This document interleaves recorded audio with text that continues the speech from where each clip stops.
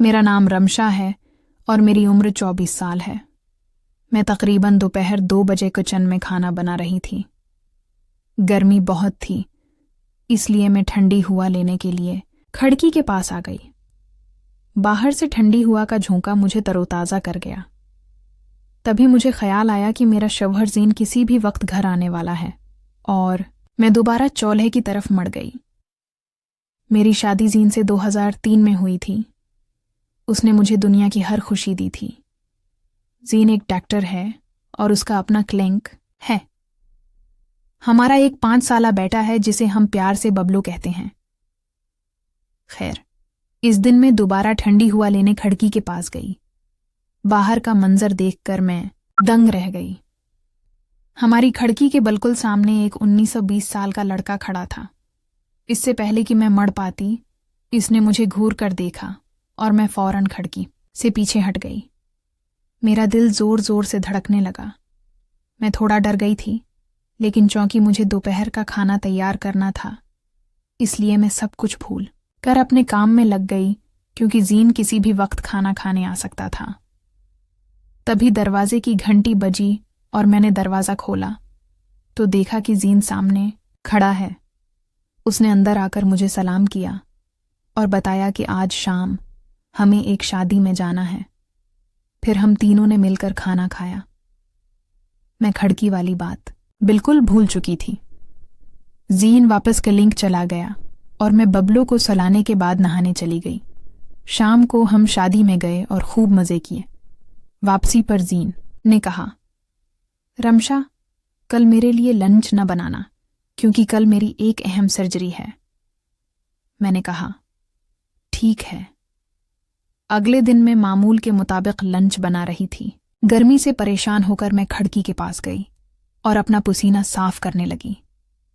अचानक वही लड़का न जाने कहां से आ गया और मेरे सामने खड़ा होकर आंखों से इशारे करने लगा। मैं फौरन वहां से हट गई, जैसे मैंने कुछ देखा ही नहीं। तभी मुझे ख्याल आया कि ये तो वही कल वाला लड़का है। क्या उसने ये जगह खड़े होने के लिए खरीद ली है? आपको बताती हूं, हमारे घर के पिछले हिस्से में जगह कुछ सुनसान थी और वहां कोई घर नहीं था। शायद उसीलिए लोग वहां आकर बैठ जाते थे, लेकिन मैंने अब तक वहां किसी और को नहीं देखा था। हमारा किचन घर के पिछले हिस्से में होने की वजह से ये परेशानी खड़ी हो गई थी। खैर, मैंने सोचा कि आइंदा से मैं एहतियात करूंगी और खिड़की की तरफ कम से कम जाऊंगी। अगले दिन ज़ीन को लंच के लिए आना था, इसलिए मैं कुछ ज़्यादा मेहनत कर रही थी। गर्मी से परेशान होकर मैं खिड़की के पास गई और सुकून मिला कि बाहर कोई नहीं था। मैं ठंडी हवा का मज़ा लेने लगी, लेकिन अचानक वही लड़का न जाने कहां से आ गया और मुझे हाथ से इशारे करने लगा। ये सब इतनी तेजी से हुआ कि न चाहते हुए भी मेरी नज़र उस पर पड़ गई और मैं फौरन वहां से हटकर अपने बेडरूम में भाग गई। लेकिन न जाने क्यों मेरी आंखों के सामने खिड़की से बाहर का मंजर घूम रहा था। पता नहीं उस लड़के में क्या बात थी कि वो बार बार मेरी निगाहों में घूम रहा था। मैंने पसीना साफ किया, पानी पिया और अचानक प्रेशर कुकर की सीटी बजी तो मैं होश में आई कि ज़ीन आने वाला है। मैं वापस किचन में आकर अपने काम में लग गई। ज़ीन 3 बजे आया और 4 बजे खाना खाकर चला गया। मैं बबलू को सुलाने के बाद अपने कमरे में सोने गई, लेकिन मुझे नींद न आई। मैं सोच रही थी कि आखिर ये लड़का कौन है और बार बार यहाँ क्यों आता है। क्या ये इत्तेफाक है या जान बोझ कर रहा है? मैंने फैसला किया कि रात को ज़ीन से बात करूंगी, लेकिन रात को ज़ीन थके हुए थे और जल्दी सो गए, इसलिए मैं बात ना कर सकी। अगले दिन मुझे बबलू के स्कूल जाना था। ज़ीन के जाने के बाद मैं सुबह 11 बजे स्कूल के लिए निकल गई। स्कूल में बबलू की टीचर ने बताया कि वो रियाजी में कमज़ोर है, इसलिए उस पर तौजा दें। स्कूल के बाद मैं बाजार गई और कुछ खरीदारी की। दोपहर के 2 बज गए, पता ही न चला। वापसी पर मैंने रिक्शा लिया और घर की तरफ चल दी। रिक्शा वाले ने शार्ट कट लिया और हमारे घर के पिछले रास्ते से रिक्शा मोड़ लिया। जो मंजर मैंने देखा, इससे मैं सहम गई। वही लड़का आज फिर हमारे घर के पीछे खड़ा था और हमारे किचन की खिड़की की तरफ देख रहा था। वो साइकिल पर था। मुझे रक्शे पर देखते ही उसने साइकिल खड़ी की, सीधा हुआ और हाथ से हाय कहा। इसके चेहरे पर अजीब सी मुस्कुराहट थी, जिसे देखकर मेरा दिल कांप गया। मैंने नजरें झुका लीं और रक्षा आहिस्ता आहिस्ता आगे निकल गया। घर पहुंचकर मैंने रक्षा वाले को जल्दी से पैसे दिए और सीधा घर के अंदर चली गई। मैं समझ चुकी थी कि ये लड़का जानबूझ कर ये सब कर रहा है। घर में दाखिल होते ही मैंने पुलिस के नंबर पर फ़ोन किया, लेकिन लाइन मसरूफ थी। मैंने पानी पिया और सोचा कि आखिर ये लड़का चाहता क्या है। मैंने सोचा कि खिड़की से वो मेरा क्या बिगाड़ लेगा, और मैं किचन की खिड़की पर आ गई। वो खिड़की के सामने ही खड़ा था। दौड़ दौड़ तक कोई नहीं था। उससे पहले कि मैं कुछ बोलती, उसने मुझे देखा और कहा, कैसी हो? मैं उसकी हिम्मत पर दंग रह गई। मैंने जोर से आवाज लगाई, अरे यहां से दफ़ हो जाओ। मैंने पुलिस को फ़ोन कर दिया है। अगर तुम न गए तो तुम्हारी खैर नहीं। फिर वो जल्दी से अपनी साइकिल लेकर वहां से चला गया। मैंने चैन की सांस ली और खुश थी कि ये मुसीबत टल गई। फिर मैं रोज़ाना 2 बजे के करीब खिड़की से झांक कर देखती कि कहीं वो दोबारा तो नहीं आया। अक्सर ऐसा होता है कि जिंदगी के बड़े वाक़यात बार बार याद आते हैं। मेरे साथ भी कुछ ऐसा ही हो रहा था। न चाहते हुए भी इस लड़के का चेहरा बार बार मेरी आंखों के सामने आता था। वो देखने में खूबसूरत और भोला भाला लगता था, लेकिन उसकी हरकतें अजीब थीं। मुझे उसकी तरफ अजीब सी कशिश महसूस हो रही थी, जो मैंने जिंदगी में कभी किसी के लिए महसूस नहीं की थी। मैं रोज खिड़की से देखती, लेकिन कई दिनों तक वहां कोई नजर न आया। एक दिन मामूल के मुताबिक मैंने बाहर देखा तो वो लड़का खड़ा था। पहले तो मैं घबरा गई, लेकिन उसे दोबारा देखकर खुशी भी हुई। वो खामोशी से मुझे देखता रहा और मैं भी उसे देखती रही। न जाने मुझे क्या हो गया था। तकरीबन 2 मिनट तक हम अपनी अपनी जगह खड़े एक दूसरे को देखते रहे। ये मेरी छोटी सी गलती थी, क्योंकि मैं नादानिस्ता तौर पर उसे मौके दे रही थी। इस वक्त मुझे नहीं पता था कि मैं क्या कर रही हूं। फिर वो अचानक खिड़की के करीब आया और बोला, पुलिस तो नहीं बुलाओगी? मेरी गर्दन फौरन नफी में हल गई। फिर उसने कहा, मुझसे दोस्ती करोगी? हाँ या ना मैं जवाब दो। मैं अजीब सी कश्मकश में पड़ गई और कुछ बोल न सकी। उसने मेरी आंखों में देखा और कहा, अरे शर्माती क्यों हो? मैं तुम्हारा सच्चा दोस्त बनूंगा। मेरा दिल जोर से धड़कने लगा और मैं वहां से हटना चाहती थी, लेकिन न जाने क्यों मैं वहीं खड़ी रही। फिर मैंने हिम्मत करके कहा, मेरा शौहर आने वाला है, तुम यहां से चले जाओ। वो बोला, अरे चुप करो, मुझे सब पता है। वो 3 बजे से पहले नहीं आएगा। अब बोलो, दोस्ती करोगी या नहीं? मैं शर्म से मर रही थी। मुझे यकीन नहीं आ रहा था कि वो मुझसे ये सब कह रहा है। तभी मुझे कुछ जलने की बू आई। मुझे ख्याल आया कि मेरी सब्जी जल गई। मैं जल्दी से चूल्हे की तरफ भागी, लेकिन नुकसान हो चुका था। मैंने चूल्हा बंद किया और वापस खिड़की पर आ गई। वो बोला, क्या हुआ? मुझे न जाने क्या सूझा। मैंने कहा, तुम यहां से चले जाओ और दोबारा यहां मत आना। ये कहकर मुझे अजीब सा सुकून मिला। मुझे एहसास हो रहा था कि जो कुछ भी हो रहा है गलत है।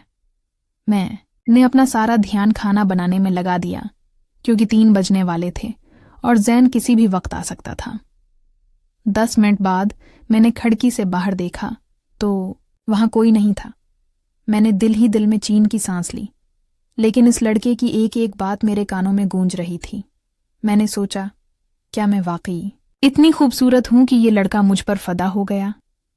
इस दिन जीन के जाने के बाद मैंने खुद को आईने में गौर से देखा।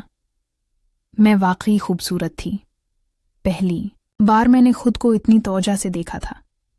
लेकिन अचानक मेरा ध्यान अपने खानदान पर गया और मुझे होश आया कि मेरा शौहर बहुत अच्छा है और वो मुझसे बहुत प्यार करता है।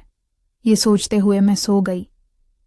अगले दिन मैंने फैसला किया कि मैं खिड़की से बाहर नहीं देखूंगी, लेकिन दिल में बार बार इस लड़के का ख्याल आ रहा था।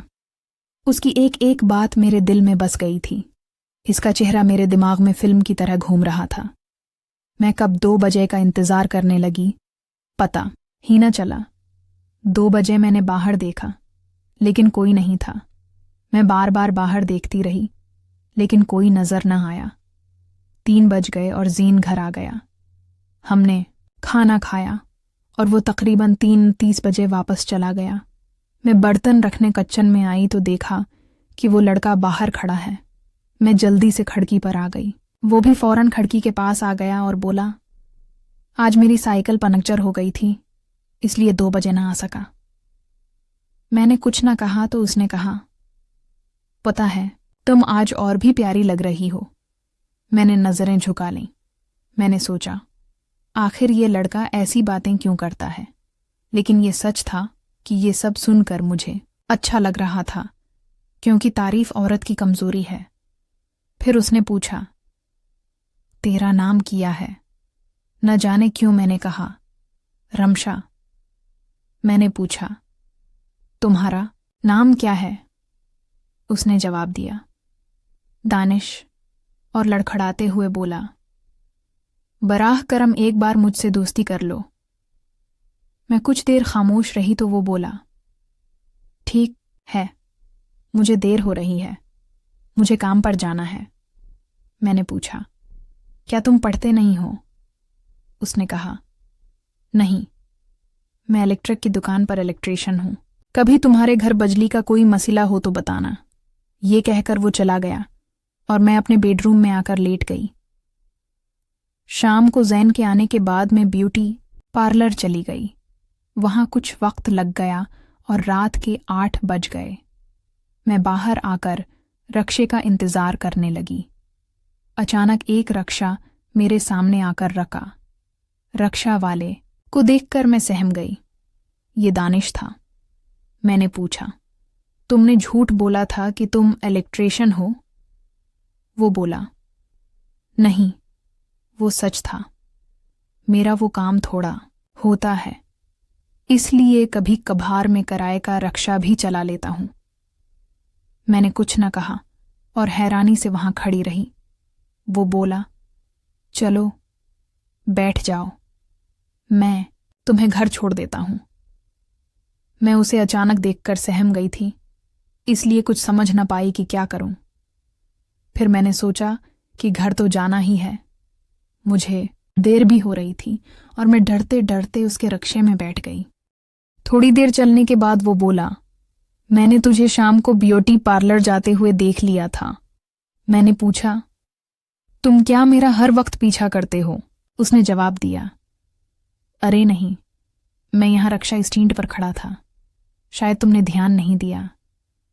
मैंने कहा, ठीक है, रक्षा जरा तेज चलाओ, मुझे देर हो रही है। वो बोला, आज मौसम कितना खूबसूरत है ना? मैंने पूछा, क्यों? वो बोला, अरे ऊपर देखो, बादल छाए हुए हैं, तुम्हें भी ऐसा मौसम अच्छा लगता होगा ना? मैं समझ गई कि वो क्या सुनना चाहता है और मैं चुप रही।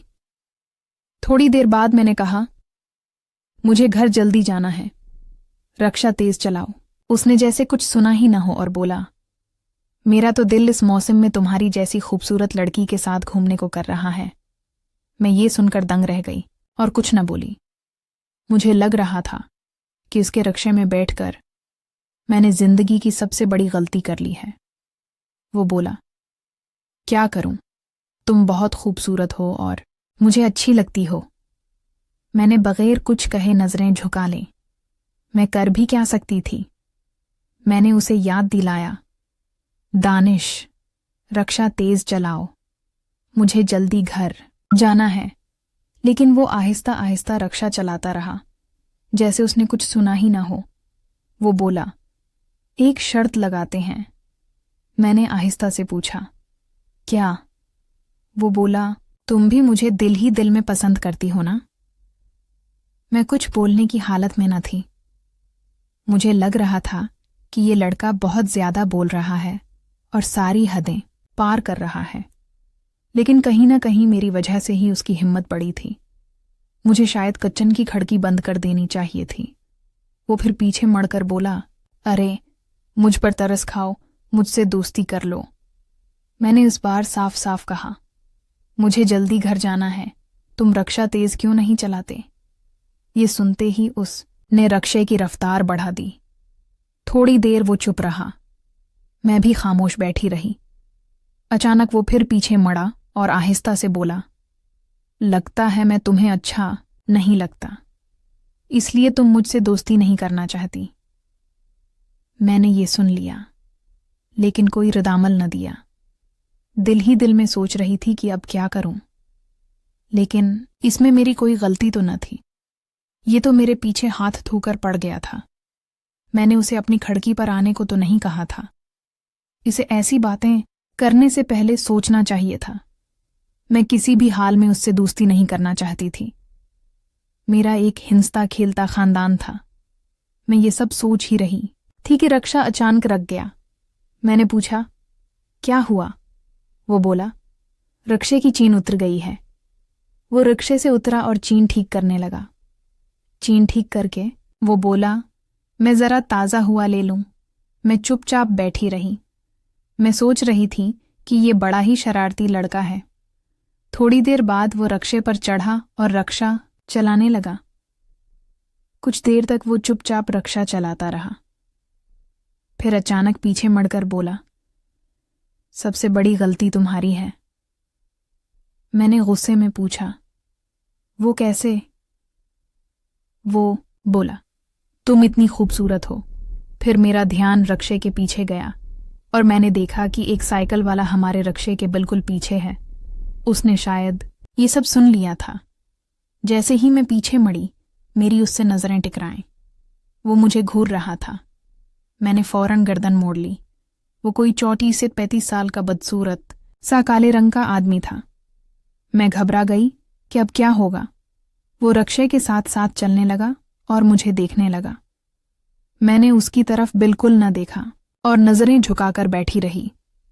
वो बोला, कैसी हो खूबसूरत लड़की? लेकिन मैंने कुछ न कहा। फिर दानिश ने गुस्से में उससे कहा, अरे चल, अपना रास्ता पकड़। वो बोला, क्यों, क्या लगती है? दानिश फौरन बोला, मेरी दोस्त है, चल निकल यहां से। मैं चुपचाप सब सुन रही थी।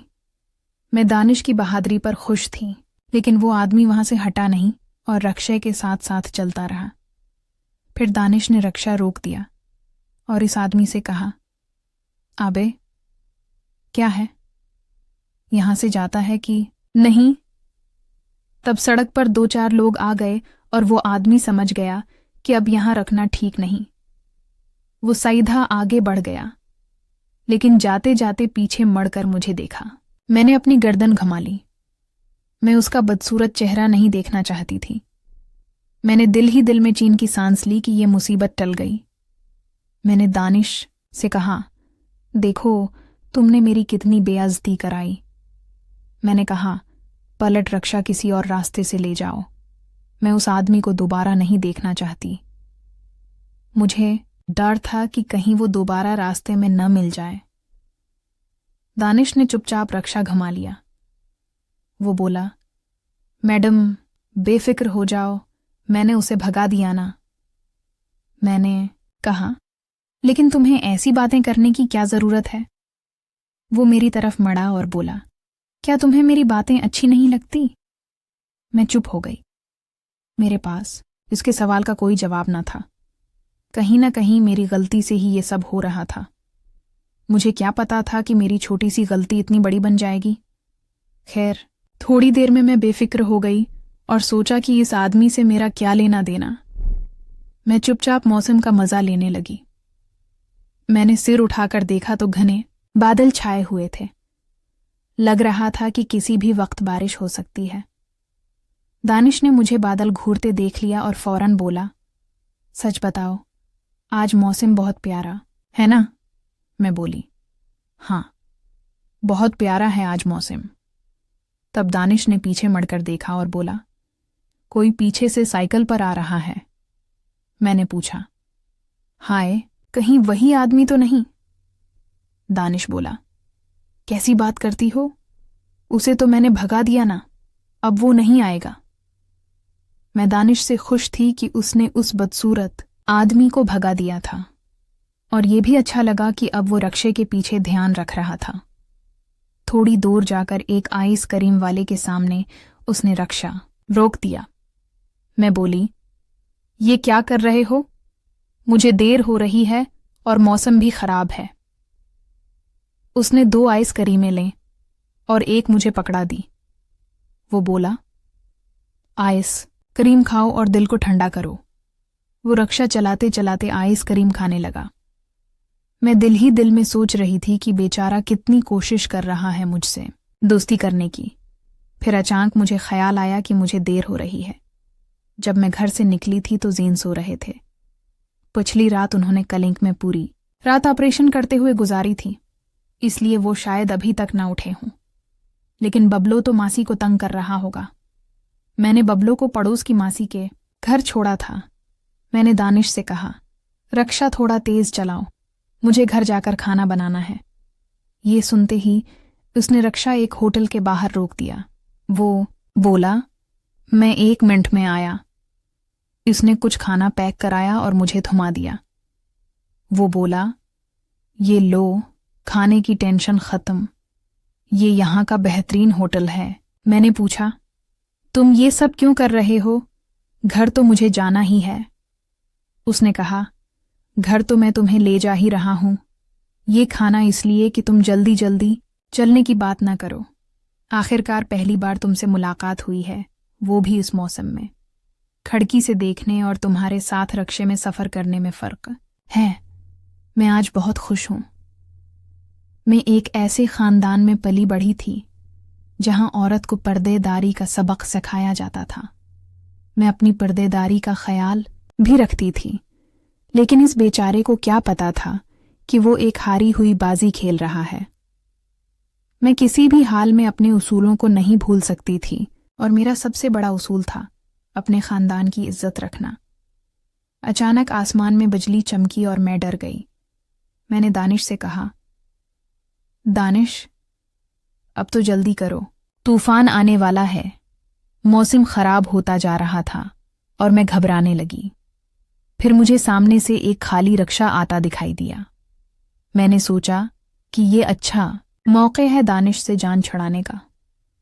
मैंने उसे आवाज़ दी, भाई ज़रा रखना।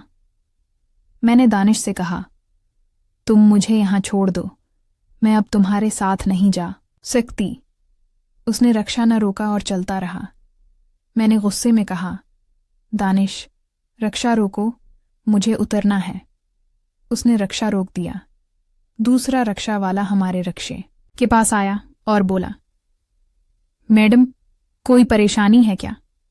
दानिश बोला, चल तो अपना काम कर, यहाँ कोई परेशानी नहीं है। मैं रक्षे से उतरने लगी तो दानिश बोला, रमशा जी, प्लीज रुक जाओ, मैं अब तुम्हें फौरन घर पहुंचा देता हूं। ये सुनकर मैंने अपने कदम रोक लिए और वापस रक्षे में बैठ गई। इसने रक्षा आगे बढ़ा दिया। हवा तेज होती जा रही थी और चारों तरफ घप अंधेरा छा गया था। कुछ देर तक सब ठीक रहा और वो चुपचाप रक्षा चलाता रहा। फिर अचानक उसने रक्षा एक गली में मोड़ दिया। मैं परेशान हो गई। चारों तरफ तन्हाई थी। शायद खराब मौसम की वजह से लोग घरों में बैठे थे। मेरे दिमाग में खौफ के बादल छा गए। मुझे तरह तरह के ख्यालात आने लगे। आसी दौरान न जाने कहाँ से मुझे अचानक अपने कॉलेज के दिनों की एक खौफनाक कहानी याद आ गई। इस दिन भी मैं इसी तरह डर गई थी। इम्तिहान का वक्त था। मैं कॉलेज की लाइब्रेरी में इम्तिहान के लिए कुछ नोटिस बना रही थी। पढ़ते पढ़ते शाम हो गई और मैंने देखा कि लाइब्रेरी में सिर्फ मैं ही बैठी थी। मुझे लगा कि अब मुझे चलना चाहिए। मैंने अपना बैग उठाया और बाहर आ गई। अचानक मुझे पानी की प्यास लगी। मैंने सारा दिन पानी नहीं पिया था। वहां पानी का कूलर नहीं था। जहां मैं खड़ी थी इसके ऊपर वाली मंजिल पर कूलर था। मैं पानी पीने के लिए ऊपर चली गई। जब मैं पानी पीकर जाने लगी तो वहां का एक चपड़ासी खड़ा था और मुझे देख रहा था। मैंने कुछ कहना मुनासिब न समझा और फौरन वहां से चल पड़ी। मैं सीढ़ियों से नीचे आई और तेजी से कॉलेज के गेट की तरफ चल दी। फिर मैंने देखा कि वो जिस रास्ते से मैं जा रही थी इसी रास्ते पर आकर खड़ा हो गया। शायद वो किसी और रास्ते से वहां पहुंच गया था। मैंने फौरन अपना रास्ता बदला और भागना शुरू कर दिया। 2 मिनट में मैं कॉलेज के बाहर आ गई। बाहर आकर मैंने फौरन एक रिक्शा पकड़ा और सीधा घर चली गई। घर जाकर मैंने अपने अबू को सारी बात बताई। मेरे अबू एक मशहूर वकील हैं और उनके अच्छे खासे ताल्लुकात हैं। उन्होंने अपने ताल्लुकात का इस्तेमाल करके उसे कॉलेज से निकलवा दिया। वो एक दिन मुझे कॉलेज के बाहर मिला और माफ़ी मांगने लगा कि मैडम मुझे माफ़ कर दें, मेरी नौकरी का सवाल है। मेरा एक छोटा बेटा और बेटी है, उनकी माँ भी नहीं है। मैं नौकरी के बगैर उन्हें कैसे पालूंगा। मैंने उससे कहा यहाँ से दफ़ा हो जाओ। ये कहकर मैंने रिक्शा वाले को रोका और घर चली आई। इसे कॉलेज से निकाले जाने पर सब लड़कियां खुश थीं। इसके बाद मैंने उसे कॉलेज के आसपास भी नहीं देखा। कुछ दिनों बाद मेरी शादी जीन से हो गई और मैं